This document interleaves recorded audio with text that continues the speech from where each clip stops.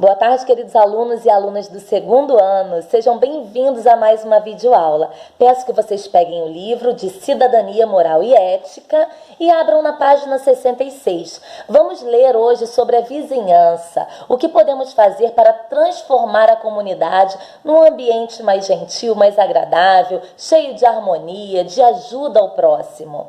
Respeitar o espaço do outro é muito importante. Vamos ler? Para começar, os vizinhos também formam uma comunidade. Comunidade é aquele local onde várias pessoas estão reunidas, para lutarem a favor de um bem comum. A vizinhança é uma comunidade de pessoas que moram no mesmo local. Então, todas essas pessoas precisam ter a consciência do bem-estar daquele local, das pessoas que moram ali, lutarem para as melhorias daquele lugar. Aí se forma uma comunidade, a comunidade que luta pelos ideais daquela vizinhança, daquele lugar, luta pelo bem-estar, não só o seu bem-estar, mas o bem-estar do próximo também. Vamos à leitura? Para começar, os vizinhos também formam uma comunidade. Eles moram na mesma rua ou no mesmo prédio. Nem sempre conhecemos os vizinhos, mas se nos encontramos com eles em outros lugares, logo os reconhecemos. Sabemos que não são estranhos. As cidades são divididas em bairros. Você sabe qual é o bairro onde mora? Quando os moradores de uma rua são unidos, eles se cumprimentam, conversam de vez em quando, respeitam o espaço do outro, como, por exemplo, estacionando o carro na frente da sua casa e não na do vizinho. Outro exemplo, evitando o som alto que incomode o morador da casa ao lado. Assim, tudo é mais fácil. Agora, imagine as ruas de um bairro unidas. Que delícia, né? Elas formam a comunidade do bairro, que tem lugar e data para se reunir. Geralmente, há líderes comunitários e secretários que os ajudam. Numa reunião de comunidade, são discutidos vários assuntos, principalmente os problemas que estão prejudicando a harmonia do bairro. Às vezes, o bairro precisa de mais telefones públicos, mais pontos de ônibus e consertos dos calçamentos, ou seja, das calçadas, conserto das calçadas e das ruas. Como é importante como os moradores se unem. Eles usam aquelas palavras mágicas que sabemos ser fundamentais para a boa convivência. Quais são as palavras mágicas? Por favor, com licença, você precisa de ajuda? Obrigado. Dentre outras, Desculpa também. Quando a gente erra, a gente tem que ter humildade de pedir desculpa, gente? Reconhecer o erro. Às vezes a gente prejudica o vizinho, a gente nem se dá conta. E às vezes ele precisa bater na nossa porta e falar: poxa, vizinha, você pode tirar o carro um pouquinho aqui, chegar mais para trás? Ou você pode baixar um pouquinho o som, porque eu preciso gravar minha videoaula, eu preciso estudar, só um pouquinho. Tudo é a forma de falar, gente? Nem sempre precisamos ir longe. Se moramos em um prédio, nossos vizinhos estão muito mais perto de nós. As regras para uma boa convivência são simples. O problema é que muitas pessoas se esquecem ou não querem cumpri-las, porque só pensam em si. Quando a pessoa só pensa em si, a gente costuma dizer que ela é egoísta. Ela não pensa no que ela está fazendo pelo outro. Às vezes ela está prejudicando o outro, E o nosso intuito tem que ser sempre ajudar ao próximo. As regras para uma boa convivência são simples. O problema é que muitas pessoas se esquecem ou não querem cumpri-las, porque só pensam em si, repetindo, Somos vizinhos porque moramos perto um do outro.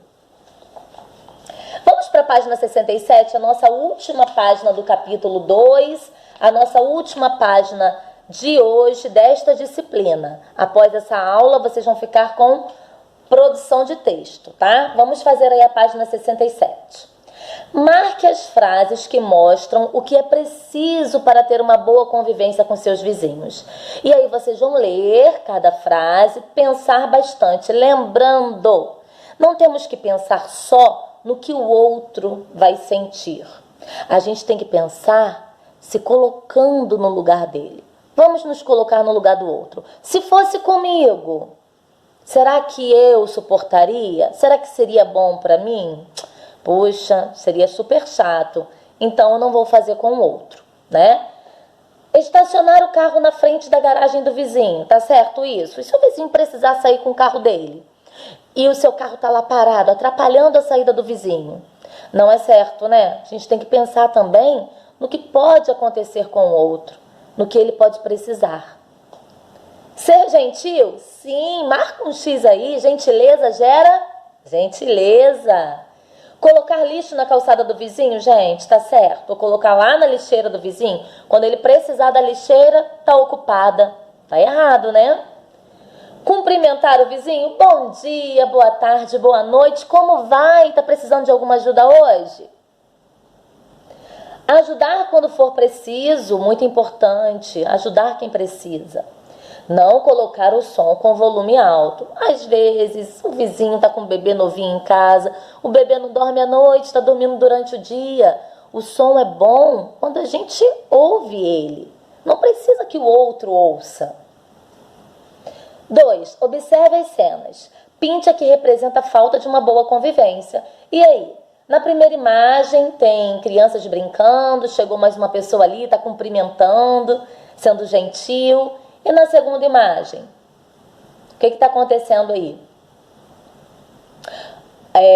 Tem uma criança, né, no elevador, a porta abriu e ela está entrando, ela não deu prioridade aos idosos. Puxa, que egoísmo. 3. Responda. É importante falar baixo quando estamos perto de alguém? Você acha? Por quê? É importante falar baixo, sim. Né? O outro não precisa ouvir aquela gritaria, falar com educação, falar baixo, com jeitinho. E aí, por quê? Escreva com suas palavras. Letrinha B. O que você pensa a respeito de quem fala tão alto ao celular que até os vizinhos ouvem a conversa? Ai, gente, que feio, né? O outro fica sabendo da vida, dos problemas, né? Não tem necessidade. Então, falar baixinho, para não atrapalhar o vizinho. C. O que você faria se um vizinho estacionasse na vaga de garagem no prédio? Vamos lá, na sua vaga de garagem do prédio, né? Então, você tem uma vaga de garagem lá, que é reservada para o seu carro. E aí, um vizinho veio. Ah, tá vazia, vou colocar o meu carro. O que você faria? Escreva aí. Eu acho que eu chamaria o vizinho, como eu já fiz aqui, pertinho de casa, né? Jesus, o vizinho parou o carro num local que estava atrapalhando a minha saída, e o que eu fiz? Vizinho, você pode fazer um grande favor? Você pode chegar o seu carro um pouquinho para frente, um pouquinho para trás, que eu não estou conseguindo sair com o meu? E depois eu falei assim, olha, se o senhor puder manter o seu carro estacionado mais para frente ou mais para trás, porque eu tenho 2 filhos pequenos e alguma emergência pode acontecer aqui em casa, eu precisar sair correndo e o seu carro pode ser prejudicado, eu posso bater no seu carro, imagina. Além de estar com um problema em casa, criar um outro problema, um prejuízo maior. Então, tudo é a forma de se conversar. Se o outro não tiver educação para aceitar essa conversa, aí nós temos leis que nos amparam, né? A lei do silêncio, né? Nós podemos arrumar um outro momento propício para conversar com esse vizinho, né? Lembrando que gentileza gera gentileza. Não é com arrogância, com prepotência ou num momento bem irritado que a gente tem que chamar alguém para conversar. A gente bebe um gole d'água, respira fundo, espera tudo acalmar para a gente resolver na conversa. E assim a gente mantém uma comunidade harmônica, unida e com o respeito, que é a base de tudo. Aqui termina a nossa aula de cidadania moral e ética. Até a próxima. Um beijo. Agora iniciamos a nossa aula de produção de texto. Peguem o livro e abram na página 25. Vamos falar de guloseimas. Que delícia! Vamos hoje conversar um pouquinho, estudar um pouquinho sobre um gênero textual. que é gênero mesmo? É um tipo de texto. E esse tipo de texto, qual é? Receita culinária. As receitas culinárias mostram como preparar um alimento e quais ingredientes são necessários. Algumas variações podem acontecer, como a apresentação de informações mais detalhadas. Vamos observar aí, olha, essa receita maravilhosa que eu amo, eu sempre faço aqui em casa, torta de limão. Ingredientes. Sempre numa receita, os ingredientes aparecem primeiro, porque você precisa saber o que deve comprar para fazer aquela receita. Depois dos ingredientes vem o modo de preparo, tá? Vamos lá. Para fazer essa torta de limão, pode fazer com a mamãe em casa, tá? Aproveitem a receita. O que é necessário? Quais são os ingredientes que vão ser usados? Uma caixa de leite condensado, 2 pacotes de bolacha, eu digo biscoito, tipo Maria ou maisena, 3 colheres de manteiga ou margarina, 2 ovos, ou seja, a clara e a gema separadinhos, tá? Açúcar de confeiteiro, suco de um limão. A minha receita é um pouquinho diferente dessa, é tão fácil, gente. Depois eu mando aqui para vocês. Modo de preparo. Agora nós vamos ver como fazer a torta de limão. Depois que eu li os ingredientes, fui ao mercado, comprei o que eu precisava, higienizei todos os produtos que eu comprei, lavei bem as mãos, vou iniciar o preparo. Preciso de orientação para isso. Essas orientações estão no modo de preparo. Triture os biscoitos e misture a manteiga ou a margarina ou os farelos. Como triturar? Algumas pessoas têm o processador, né, o triturador, que coloca o biscoito ali, ele bate. Eu trituro no liquidificador, tá bem? Os biscoitos devem ficar como pó, bem esfarelados, tá? A massa estará pronta quando a mistura estiver homogênea. Homogênea, ela toda por igual, tá? Então, aí está dizendo que após triturar os biscoitos e misturar com a quantidade de margarina ou de manteiga que está descrita aqui nos ingredientes, a massa terá que ser misturada até ficar toda por igual, homogênea, né? Com essa massa, forre o fundo de uma travessa. Ou seja, não é necessário untar, porque ali já tem manteiga. Então, vocês vão, ó, forrar o fundo. E um pouquinho das laterais também, tá? Fica a dica. E aí, depois disso, leve ao forno por 7 minutos. Está escrito aqui no modo de preparo. Então, vamos seguir. 7 minutinhos. Essa massa vai dar uma douradinha. Retira. E aí, deixa quietinho esperando. Vocês vão bater no liquidificador o leite condensado com as gemas. Quando misturar bem, adicione o suco de limão. Você perceberá que a mistura se tornará mais densa, mais firme. Isso é normal. Despeje o recheio sobre a massa previamente assada, ou seja, aquela massa que a gente já levou ao forno por 7 minutos, já deixamos ela morenar um pouquinho. Então, despeja esse líquido aí que vocês bateram no liquidificador. Com as claras e o açúcar de confeiteiro, faça um suspiro. Aí tem que bater na batedeira, tá? Bate as claras ali, olha, por mais de 5 minutos e o açúcar de confeiteiro. Vai ficar tipo um glacê. E aí despeje o recheio e leve novamente ao forno até dourar. Então leva ao forno de novo. Então o que você tem que fazer aí?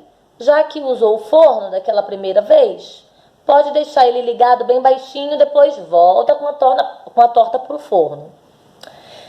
E aí, dourou isso tudo? O que vocês vão fazer? Se preferir, pique raspas de limão sobre o suspiro, joga assim, olha, raspinhas de limão, pega o limão, rala no ralador, joga e vamos ver se tem mais alguma observação. Não. E aí já estará pronta a torta de limão. Espere esfriar um pouquinho, leva para a geladeira, depois de umas 2 horinhas, ó, pode comer. Vamos para próximas receitas, na página 26. Tem receita de sequilho de coco. Olha que maravilha. Mostra a quantidade que se consegue. É verdade, aqui nessa receita de torta de limão, não tem a quantidade que a gente consegue, a quantidade de fatias, né? Porque aí fatia é algo tão pessoal, né? Você corta umas mais finas, outras mais grossas, então não tem a quantidade que rende. Aqui nessa receita de sequilho de coco, tem o tempo de preparo, olha, tem o rendimento, quantos biscoitinhos rendem, né? Tem os ingredientes e tem o modo de preparo. Aí tem outra receita aqui embaixo, olha, bolo de caneca com calda. Tem os ingredientes, depois vem a calda, né? Provavelmente vocês vão precisar fazer a calda primeiro, então essa receita aí, olha, ela está te orientando de uma forma bem detalhada. Depois vem o modo de preparo, vem umas dicas aí, né? Falando que se você fizer no micro-ondas, cada micro-ondas tem uma potência. Então tem essas dicas. Então antes de fazer uma receita, né? É necessário ler toda a receita, saber o que precisa. Saber o que precisa ser feito primeiro, para depois dar início, né? Depois botar a mão na massa. E aí, lá embaixo, tem o rendimento, né? Tem a categoria dessa receita, se é lanche, se serve um almoço, um jantar, né? Os ingredientes podem vir separados de acordo com as etapas. Então, a receita culinária é um tipo de texto, é um gênero textual que é muito útil no nosso dia a dia. Agora é a sua vez, página 27. Ilustre a sua comida favorita. Pinte-a e escreva a receita dela. Então, vocês vão desenhar a comida favorita de vocês aí. Depois vão procurar, pedir à mamãe ou pesquisar na internet a receita dessa comida favorita, tá? Aqui, olha, colocar o título, o que vocês vão fazer. Pode colocar aqui o rendimento das porções. Depois anotem aqui os ingredientes e, por final, o modo de preparo. Aqui no modo de preparo, vocês podem colocar uma observação ao final. Essa receita demora tanto tempo no forno, leva tanto tempo para ser concluída, né? Ser feita. Então, não deixem de escrever a receita preferida de vocês aí, tá bem? Ficamos aqui com a nossa aula de produção de texto, tá? É uma aula bem curtinha e essa semana daremos início, a partir de amanhã, às nossas revisões. Então, a tia vai mandar atividades para serem copiadas no caderno ou impressas. Tem bastante coisa para copiar, então a tia vai deixar que a mamãe imprima, ajude a copiar, tá bem? Um beijo e até a próxima.